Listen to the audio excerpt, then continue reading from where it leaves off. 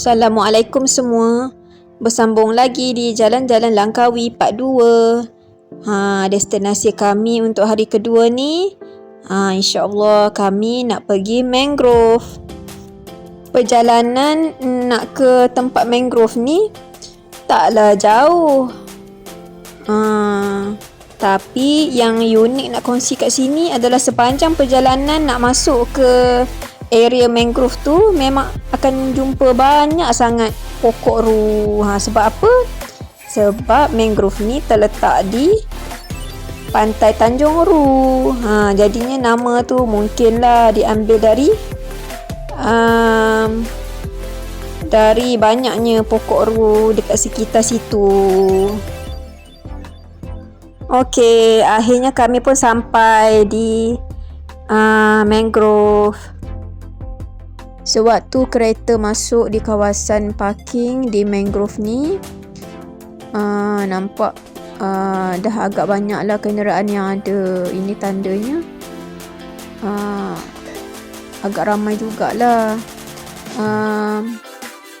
orang yang datang untuk naik mangrove ni. Okey, dah siap parking. Apa lagi? Jomlah kita tengok ada tak lagi perjalanan waktu ni.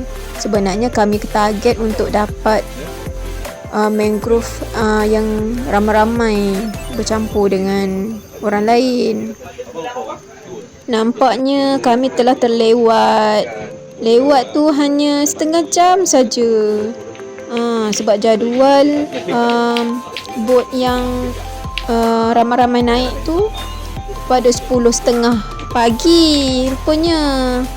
Kami pula sampai di sini tadi dah pukul 11. Jadi dah terlepas.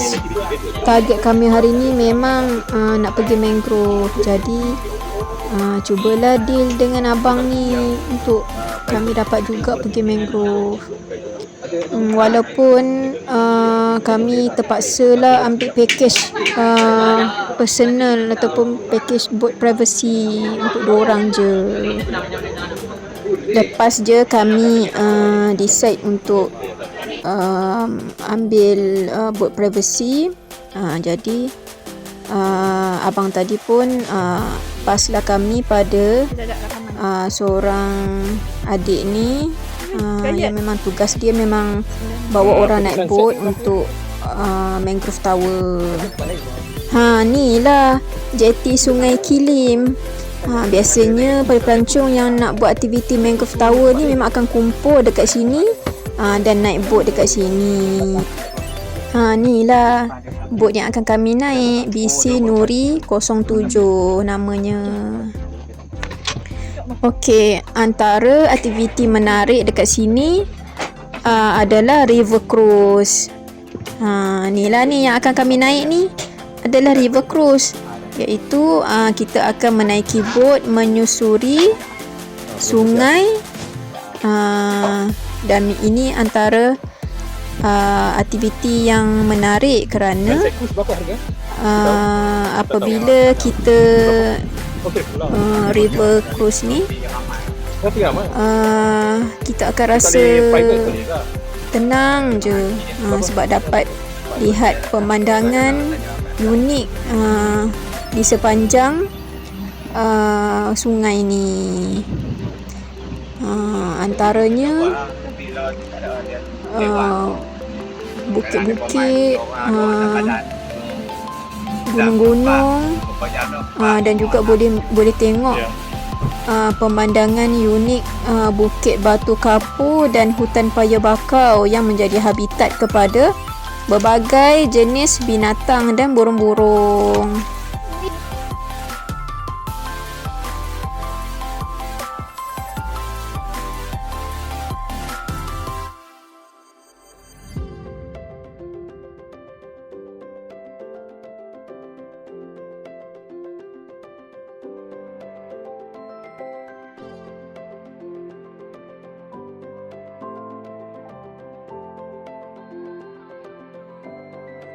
Okey, sekarang kami tengah dalam perjalanan untuk ambil makanan burung helang. supaya nanti waktu kita pergi ke tempat helang, kita boleh panggil helang tu dengan makanan tu.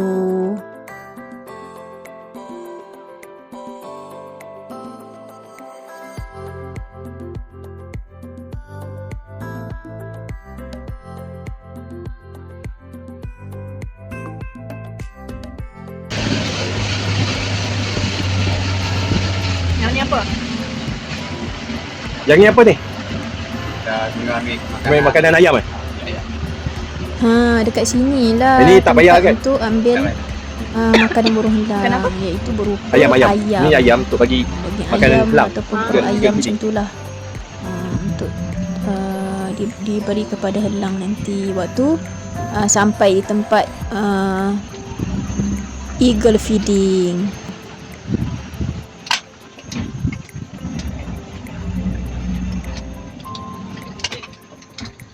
Seterusnya kami pun menyambung perjalanan. Kalau dah pilau dulu nanti kena putih balik kalau. Kalau pergi sungai balik sungai tu angin kuat balik tu balik. Jadi ongkos.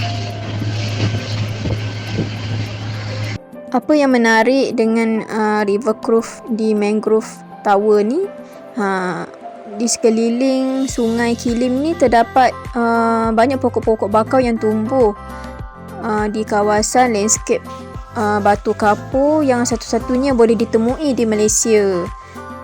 Tengok ni, cantik kan? Kebetulan pula hari ni air sungai ni memang mereka dekat JT tu istilahkan air ni sebagai air mati. Kalau air mati ni maksudnya ada satu keadaan yang sangat sesuai untuk kita Mangrove Tower.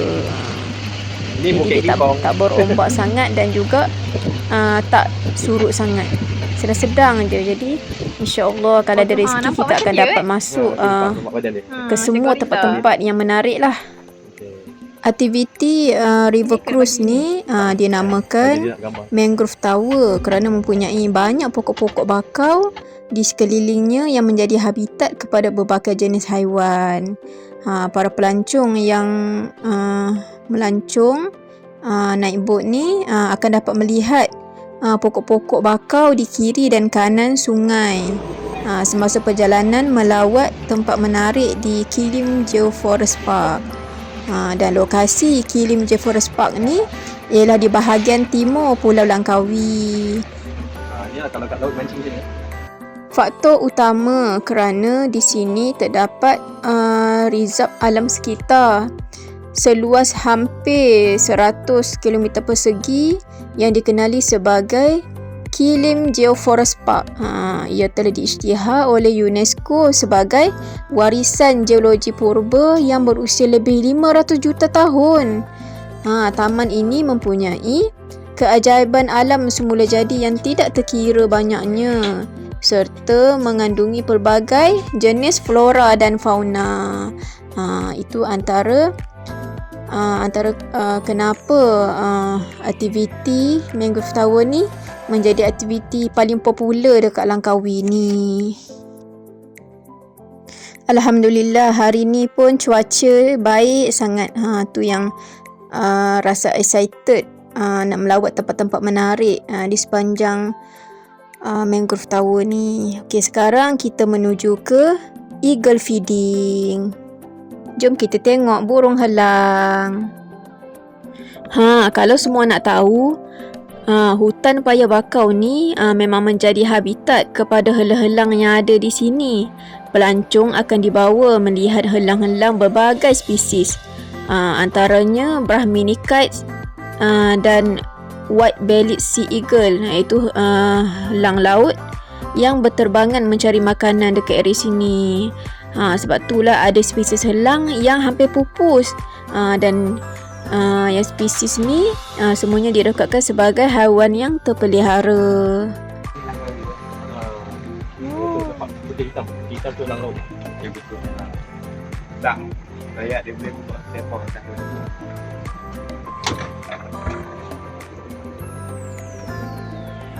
Sampai baik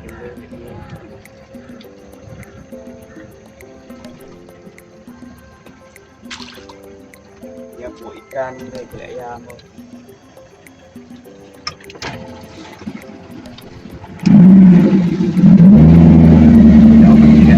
Oh, cara panggil dia.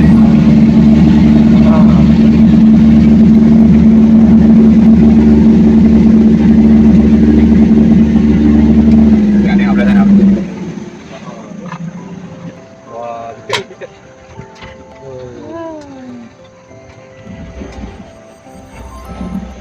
Cara panggil.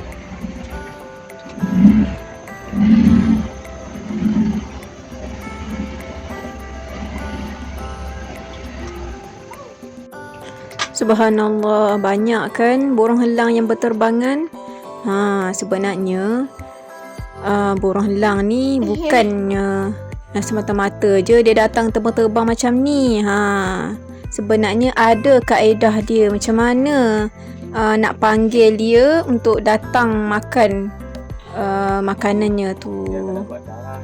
Menurut kata adik yang bawa kami naik bot ni, burung helang ni yang jantan tu yang buat sarang, yang betina ni bertelur dan jaga anak dia je. Bagus burung helang ni, kira burung jantan yang sangat bertanggungjawab lah kan. Dahsyat. 2 kilometer Pandangan mata helang pun sangat tajam. Sebab itulah dari atas langit tu dia dah boleh nampak dah mangsa dia dekat bawah. Dekat ikan dekat dalam air pun dia boleh sambar, dia boleh terbang turun sambar. Apatah lagi kalau ternampak apa-apa binatang yang bergerak di atas kawasan yang lapang. Contohnya ular ke, tikus ke, arnab ke, tupai ke, memang akan jadi makanan dia lah. Lalu je lah tadi.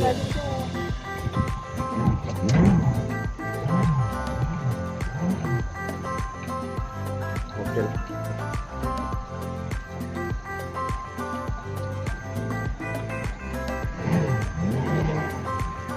Dia kulit ayam, ikan.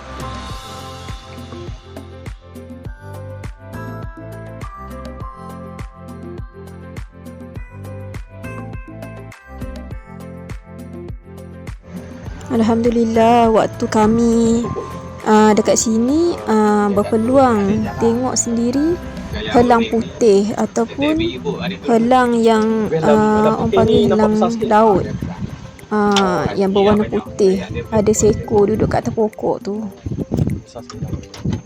Besar helang ni dan cantik, warna putih bulu dia. Steady je gagah. Mighty Eagle. Mighty dia. Itu terbang. Nama dia? Dia salah dia belum dia buat kan. Memang payah nak ambil dia buat ujung-ujung pokok, dia buat yang tinggi. Tak orang tadi ambil anak dia. Susah nak dapat anak dia.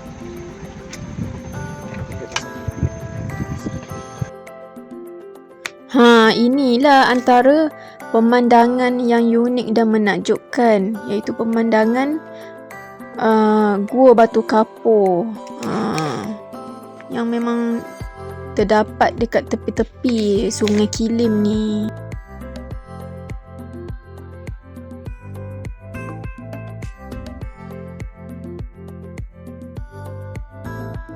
Antara keterujaan ketika river cruise ni adalah kita dapat tengok dengan jelas pemandangan pokok-pokok bakau dekat tepi sungai tu.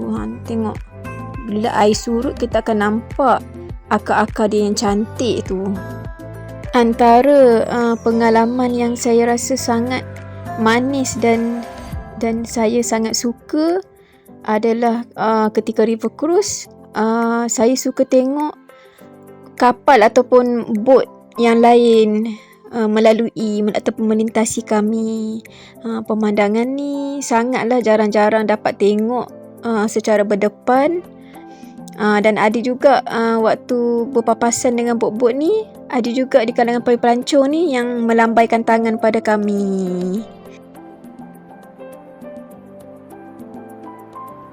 Dan kami sekarang ni dalam perjalanan untuk ke tempat monkey feeding. Dekat sini lah biasanya tempat pada pelancong ataupun pelawat-pelawat singgah untuk memberi makan kepada monyet-monyet dekat sini.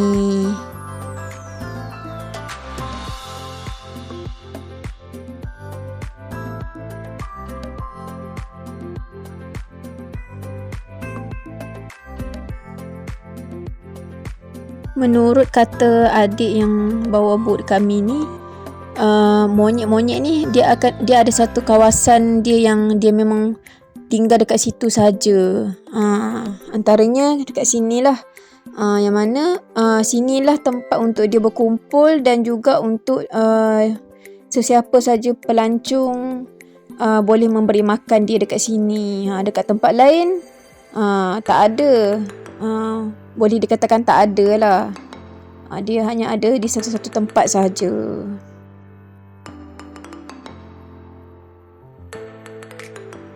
Dan monyet ni muncul dekat sini bila air surut. Air surut jadinya bila akar-akar pokok bakau ni dah timbul macam ni, barulah dia boleh berdiri ataupun dia boleh berkumpul dekat tepi-tepi ni. Disebabkan itu pelancong bolehlah bagi makan pada dia.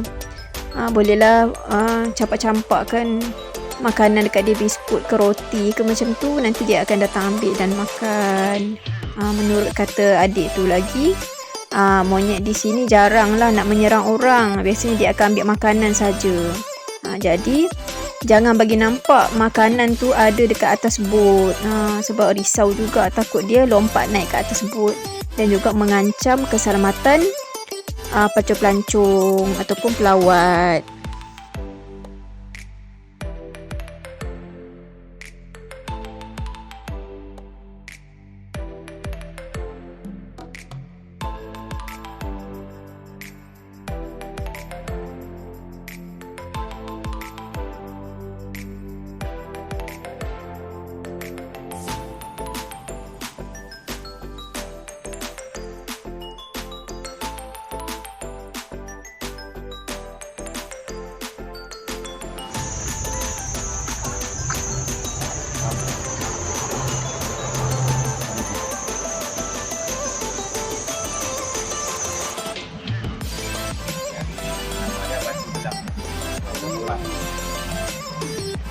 Nampak dia batu badan lain dan kalau yang besar.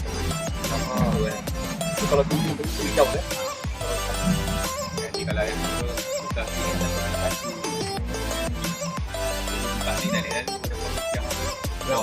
Dekat sini lah antara laluan yang sebenarnya tertutup tapi dipecahkan supaya menjadi laluan bot untuk keluar masuk ke area sini, supaya adalah dua jalan ataupun jalan alternatif lain.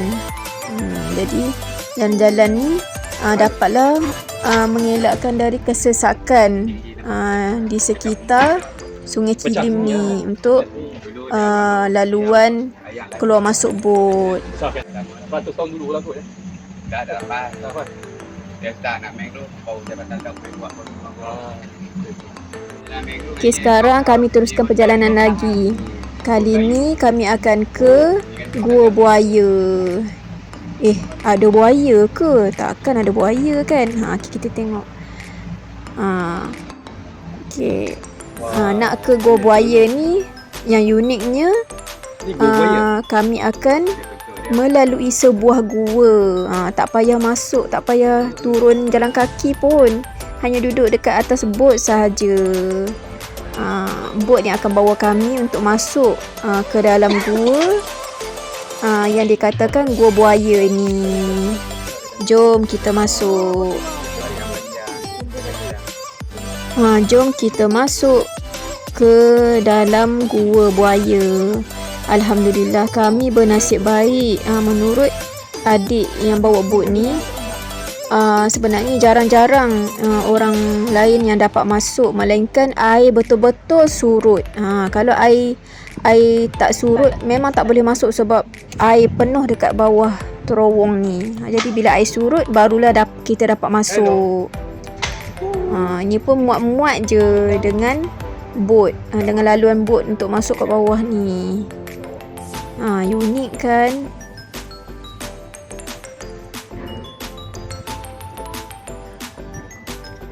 Gua ni terjadi akibat aliran air pada zaman dahulu yang menghakis batu kapur lalu membentuk terowong seperti yang kelihatan pada hari ini. Sebab itulah kenapa laluan dekat bawah ni dia jadi macam terowong kan. Disebabkan hakisan dari batu kapur. Dan nama Gua Buaya ni disebabkan rupanya yang dilihat seakan berbentuk buaya. Ni dah nampak.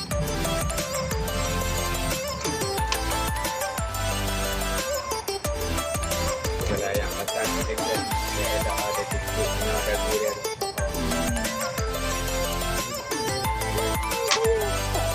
Kalau ada Pandang ni dia. gambar tengok. Yalah.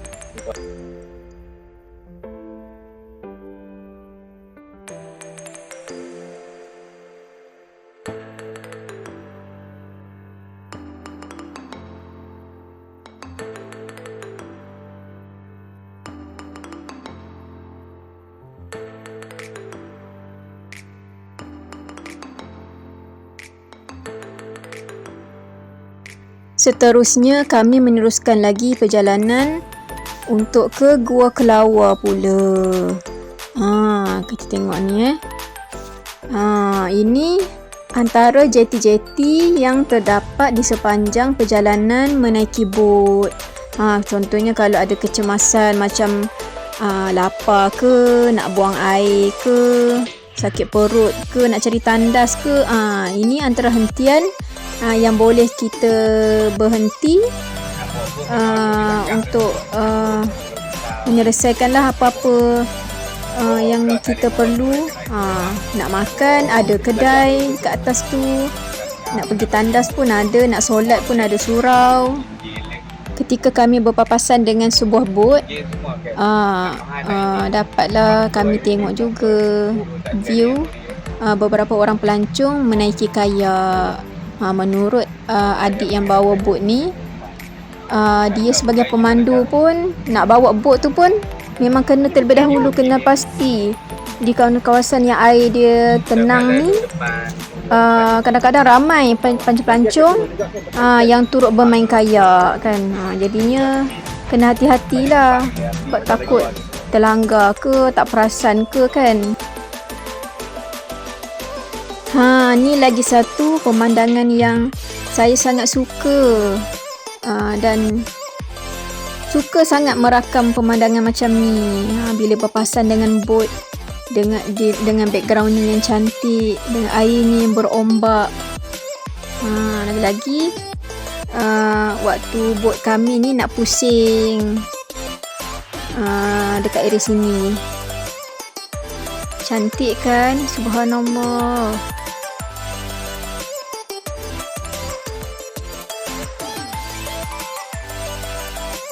Ni lagi satu view 3 bot straight lalu di hadapan kami berpapasan dengan bot yang kami naik. Cantik sangat. Susah betul nak dapat kenangan yang macam ni. Alhamdulillah. Kemudian kami melalui satu lagi jeti, yang mana di jeti sini pun boleh juga untuk kita berhenti, nak pergi cari tandas ke, nak solat ke, nak rehat sekejap ke, nak makan, boleh berhenti dekat sini. Tapi kami memang tak berhenti, kami hanya lalu saja. Jadi bolehlah merakamkan view cantik bot-bot yang tersusun je dekat hadapan jeti ni. Banyak juga kan bot yang ada ni. Itu tandanya pelancong yang datang ke negara kita memang tak berkurangan dan mudah-mudahan semakin bertambah. Lebih-lebih lagi selepas PKP ni kan. Okey, saya rasa setakat ini dulu untuk perkongsian kali ni. InsyaAllah nanti akan bersambung lagi di episod mangrove part yang kedua pula. Sekian dulu. Wassalam. Bye.